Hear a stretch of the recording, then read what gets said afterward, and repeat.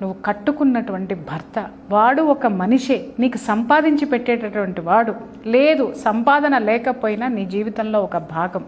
నీ జీవితంలో ఉన్నటువంటి భాగాన్ని నువ్వు సంస్కరించకపోతే, నువ్వు గౌరవించకపోతే, నువ్వు సరిగా చూడకపోతే, నువ్వు సంతోష పెట్టకపోతే నీ జీవితంలో అవన్నీ ఎక్కడున్నాయి? ఉన్నాయి అనుకుంటే భ్రమ. నువ్వు జుట్లు కత్తిరించుకున్నంత మాత్రాన, లేకపోతే నువ్వు ఫ్యాషన్గా తయారైనంత మాత్రాన, నువ్వు కాస్ట్లీ డ్రెస్లు వేసుకున్నంత మాత్రాన, లేకపోతే కాస్ట్లీ లైఫ్ లీడ్ చేస్తున్నంత మాత్రాన నీకు జీవితం ఉంటుందని మాత్రం అనుకోవద్దు. అది నీ జీవితం సంతోషపడుతుందని మాత్రం అనుకోవద్దు. ఎందుకంటే ఒక ఐడియల్ పర్సన్ని నువ్వు చూసినప్పుడు ఎప్పుడూ కూడా నీ గుండెల్లో గుచ్చుకుంటూ ఉంటుంది.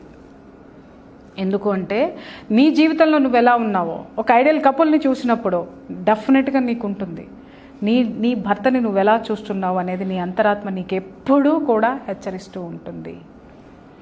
నీ భర్తని నువ్వు గౌరవించలేనప్పుడు సమాజం నిన్ను ఎలా గౌరవిస్తుందమ్మా? నేను అడుగుతున్నాను నాగరాజు గారు వీళ్ళని. సంపాదించేవాడిని నువ్వు గౌరవించలేనప్పుడు, నీకు తిండి పెట్టేవాడిని నువ్వు గౌరవించలేనప్పుడు, నువ్వు నిత్యం నరకం అక్కడ చూపిస్తున్నప్పుడు నీ జీవితంలో సంతోషం ఎలా ఉంటుంది? డెఫినెట్గా ఉండదు.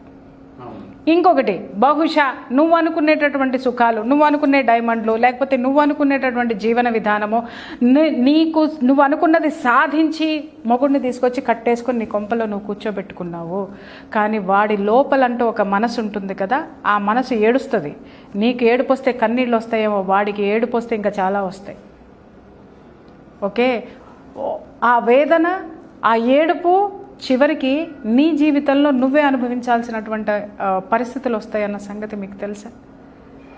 నీ భర్తని సుఖపెట్టలేని దానివి, ఆ భర్తతో జీవితాన్ని పంచుకోలేనటువంటి దానివి, నీ భర్తకి జన్మనిచ్చిన వాళ్ళని నువ్వు రిసీవ్ చేసుకోలేవు, తోబుట్టుల్ని రిసీవ్ చేసుకోలేవు అనంటే అసలు నువ్వు ఏం రిసీవ్ చేసుకోగలవు?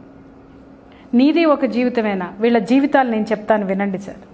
వీళ్ళు ఏం చేస్తారంటే పిల్లలకు కూడా ఆ మొగుడు ఆ తండ్రి పట్ల ఒక దృక్పథాన్ని, మంచి దృక్పథాన్ని ఏర్పాటు చేయరు. తర్వాత తండ్రి తరపు నుంచి బంధువుల్ని ఎవరిని కూడా వీళ్ళ దగ్గరికి రానివ్వరు, వీళ్ళకి అంటనివ్వరు. ఇప్పుడు పిల్లలు ఎవరింటి పేరు మీద వస్తారు సార్? ఎవరికి వారసులు సార్? ఏ ఆస్తులకు వారసులు సార్?